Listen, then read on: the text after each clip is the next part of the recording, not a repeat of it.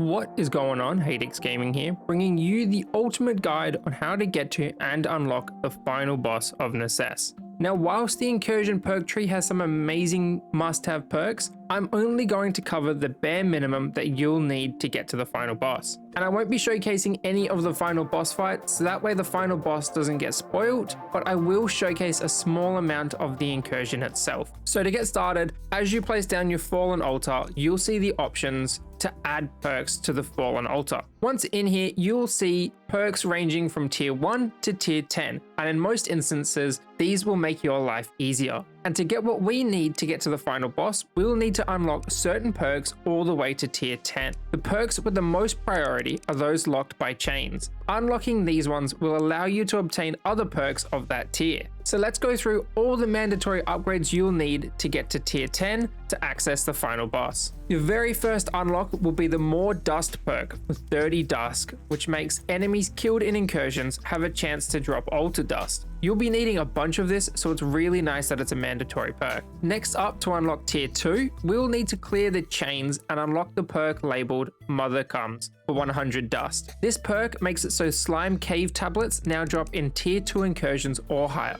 And this is important because for tier 3, you must have completed a tier 2 slime incursion or higher to unlock the perk Fear the Endless Night for 150 dust. This perk leads into the next by allowing you to get graveyard tablets. And to get the next perk for tier 4, you'll have to defeat a tier 3 graveyard incursion or higher, and then you can unlock the perk The Empress Awaits for 225 dust. And then this perk allows you to obtain Spider Castle tablets, which then gets you to tier 5. So once you defeat a tier 4 Spider Castle incursion or higher, you'll unlock the Darkness Falls perk 320 dust, allowing you to obtain the Moon Arena tablets. With the Moon Arena tablets, you can then defeat a tier 5 Moon Arena incursion or higher, and that will unlock you tier 6. In tier 6, you'll have to purchase the Dawn Arises perk for 470 dust, allowing you to obtain the Dawn Arena incursion. Then finally, tier 7 is the last boss gated upgrade, needing you to have defeated a tier 6 Dawn Arena incursion or higher,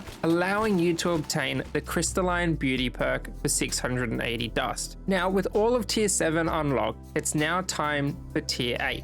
This is where we need to go back and upgrade a few extra things. Now, to get any tier 8 perks and unlock tier 9 and tier 10, you can take one of two upgrade paths. The first will be going back to tier 4, where we need at least one of the following for 125 dust. It can be the Raven Invasion, the Arcane Invasion, or the Chef Invasion, all of which increase the chance to be invaded by unique enemies that drop unique incursion drops. And by having at least one of those will open you up to the tier 6 perk, Unlikely Allies, for 320 dust. This isn't the most useful perk as it allows incursion bosses to be aided by other invaders, but after obtaining that perk, you can then go to tier 8's perk, One Becomes Two, for 800 dust, which allows the incursion boss to sometimes summon another boss, which allows you to unlock tier 9. This path would take a minimum of 1,245 dust. Otherwise, you can choose option 2, and for that you'll need to go back to tier 6 and grab the Oh Cool, an upgrade perk for 320 dust. This perk allows equipment gained from incursions to be upgraded to tier 5 and brings you up to tier 8 for the Oh, Even More Upgrades very cool perk for 800 dust, which allows equipment tiers to be dropped up to tier 8, and by doing so unlocks tier 9. This requires a minimum of 1,120 dust taking this path, and then for tier 9, depending on which method you chose in tier 8,